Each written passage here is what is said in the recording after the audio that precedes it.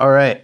One of the common questions I've been asked a lot lately is, will AI replace workers? And a lot of people are talking about construction workers. AI is already replacing workers. I don't think it's replacing that many construction workers because right now, AI is really focused to work that's being done on computers. If you do work on computers, AI is 100% coming for your job. But if you can get really good at AI, then you can be one of the few people that gets paid 5 times as much, and you plus AI replaces a bunch of people. This is just the way it's going. There's no way around it. I've been telling my team for years, you either learn how to use AI now or you're going to get replaced by it in the future. But the reason why it's not coming for construction right away is because AI works with data. And so if you work on spreadsheets all day and like your job is estimating and you're looking at plans and on a computer and you're putting stuff in a spreadsheet on a computer, AI can already do your job.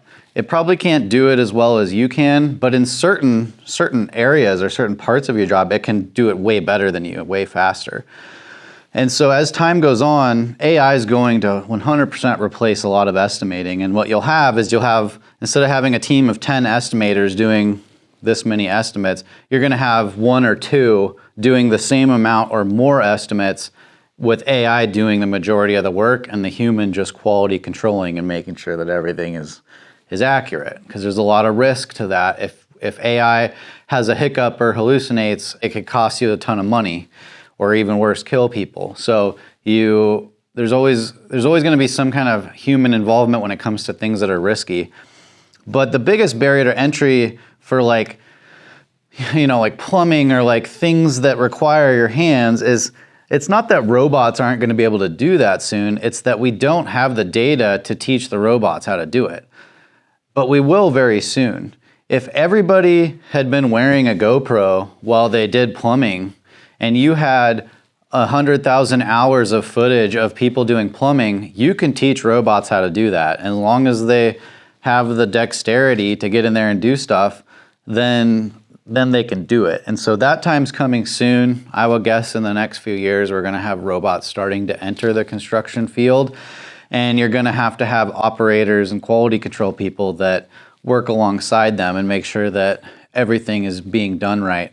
So I don't think AI is going to replace construction workers completely, and I don't think it's going to happen super quickly. And when I say super quickly, it's like, oh, well, it's not happening this year, but in the next 10 years, probably going to be happening. And so I guess it is, like, historically, it is happening very fast, but it's not happening as fast as, like, computer work. Computer work is going by the wayside very quickly. Next question, it's about estimating and budgets. So it's how accurate is AI for estimating and budgets?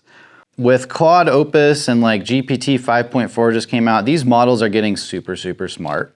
If you can put in, 100 past estimates that you did and 100 examples of how those jobs went in the job costing reports, you could probably get AI to give you extremely accurate estimates, probably like within 95% accuracy. And even without that, I was using GPT to help do bathroom remodel estimates 2 years ago, and it was very good. I haven't done that lately, but I guarantee that it's getting up there. So there's a lot of people online talking about it. JobTread puts out articles about individual examples, but it looks like it's getting pretty darn accurate. And I recommend anybody who's asking this and is doing estimates or budgets should already be using AI to help them. You do your thing, throw it into AI, see what kind of output you get, and then you can tell me how accurate it is for you. But I think you'll find that it's getting more accurate every couple weeks when they come out with new models. It gets more accurate. And the act of doing that and practicing using AI is going to show you how it can help you do your work a lot faster, a lot more accurate, a lot more easily. But it's not a replacement for your expertise. Not yet, anyway. The next question is, my data safe if I use ChatGPT or other AI tools? So the general answer is no. Like if you're putting something into ChatGPT, you have to just assume that it's out on the internet. Now, is anybody going to see it? Probably not. But it's not worth the risk for things like passwords or account numbers or API keys. Like you don't want to share that kind of stuff with AI. But people are doing it all day, every day. Some people might eventually experience a negative side effect of that, but most people are probably going to be fine. So if it's like legal stuff, HIPAA, NDAs, account numbers, stuff like that, I would just say never ever put that into ChatGPT. Be mindful of that. If you wouldn't post it like on your blog or on Facebook or something, then don't give it to ChatGPT. It's pretty easy to get around that stuff. Like I have shared plenty of financial information with GPT. I just take my account numbers off. I take names off. It doesn't need to know the names of clients in order to help me analyze like P&Ls and things like that. Next question. Can AI actually read my plans and catch errors? Yeah, it can. You can give ChatGPT, you can give Claude, you can give Gemini photos.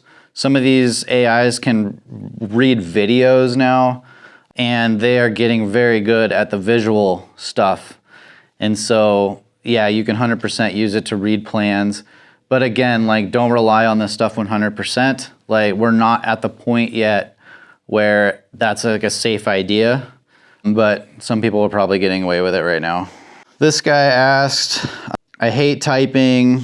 I don't want to sit around and write long prompts. Most of these AIs have voice to text built in now. I made a tool. It's tools.adaptedigitalsolutions.com/speech-to-text. You can go to that site. It's a speech to text tool right now. It's free. I use that instead of using the built-in speech to text because if you spend 5 minutes, explaining this brilliant idea and then you press OK and then you get an error that says it's gone and you have to repeat it, it never comes out as good the second time. So I made a tool just for that because it's more reliable. But in my experience right now anyway, Claude voice to text is kind of shitty. But GPT voice to text is super, super good. So yeah, you shouldn't even be typing most of your prompts. You should be speaking them into existence. Tim asks, how much does AI cost? It seems kind of expensive. Right now, GPT and Claude, I prefer Claude, but I use both. They both have a $20 a month plan that's more than enough for most people. I have multiple instances of the $200 plan with Claude, and I have one $200 plan with GPT because I use this stuff all day, every day. But you can start with the $20 a month, and the value you get is absolutely insane. Like I would happily spend 10 times these prices, and I would still pay it, and I would still be happy because the amount of value I get is exponential. I would possibly expect these models to get more expensive, but there's so much competition on them right now that maybe that won't be the case. And at some point, we'll probably have AI running on our phones that's just as smart as the models that exist today. So right now, the best place to focus, in my opinion, is just using it, learning how this technology works. That way, however it develops, like you're able to use it right away. You're not, I would hate for you to come back in 2 years and be like, man, everyone else is doing this. I better get on the bandwagon because you're going to be so far behind. Can AI help me handle awkward client emails? Absolutely. I've used AI in a few situations with, you can call them awkward clients, trouble clients. Every 100th client is kind of a pain in the butt. They come out of nowhere with accusations, making up stories about stuff that happened that didn't. And so at my companies, we're very careful to log everything that happens, document everything. We can go through all the emails that we've had back and forth with somebody. We record our conversations when we do Zoom calls and oftentimes even in person. And so it's been really handy when a customer, usually using AI, comes at us with 20 accusations about how we didn't do what we said we were going to do. And we're able to gather all of the emails and all of the meeting transcripts, dump it into AI, and have it kind of be like our counsel and just show specific examples of what they're saying that's accurate and what isn't. And luckily for us, so far, like everything they said was BS, but we were able to use AI to very quickly gather the evidence and slide it into the appropriate spots so that we had our story put together rock solid, and we were able to communicate with them properly and professionally. I find Claude to be very good at navigating professionally. It can keep you from saying stuff you shouldn't say, and it can highlight when other people are saying stuff that they shouldn't say. So, yeah, I mean, if you're having any kind of issues with communication, even if you're just slow to write emails, you can use voice to text. You can give it the context. It can draft the emails for you. I always recommend read and edit the emails yourself. Don't ever send things you're not reading, but I find AI to be extremely good at that.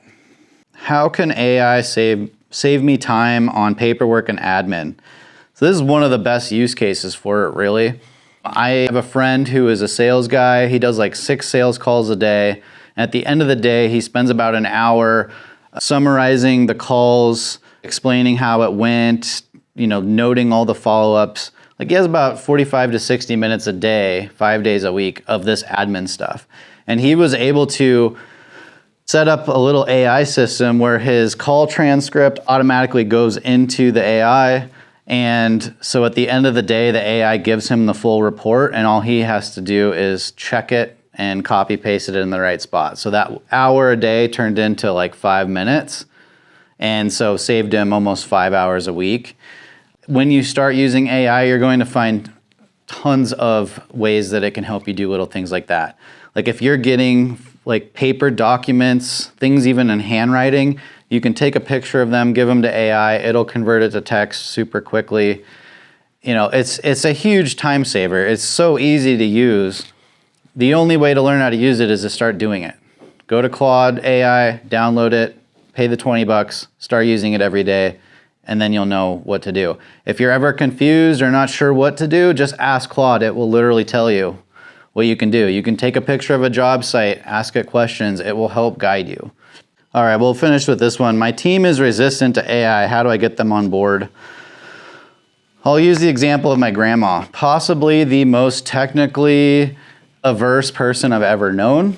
The only text medium of communication she knows how to do is email.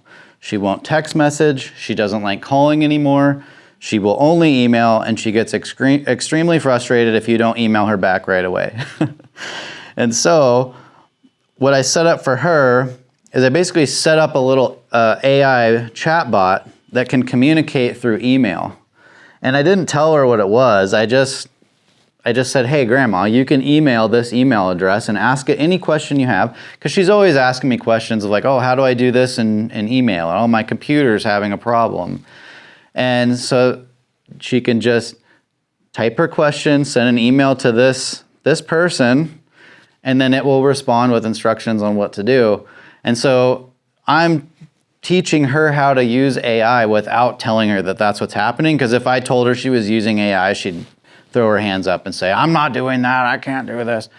And so I think that's one way to approach people on your staff or whoever that are kind of resistant to this stuff, is just start incorporating it. And don't talk about what you're doing. Like, don't even talk about that it's AI. It's just, this is how we do it now. And get them using it. Because from what I've seen, I've never met anybody who started using AI and then was like, I'm not using this anymore. Like every single person I've ever met that started using AI for real started using it more and now has incorporated it into like tons of different aspects of their life. They use it to save time. They use it to be more productive. They use it to be better and to do more. So it's not just about like freeing up your time and doing less. It's about doing more and doing it better. And it's quite remarkable. So don't try to sell them on it. Just start incorporating it to what you're doing. Don't talk about it too much. And I think the adoption will probably take care of itself.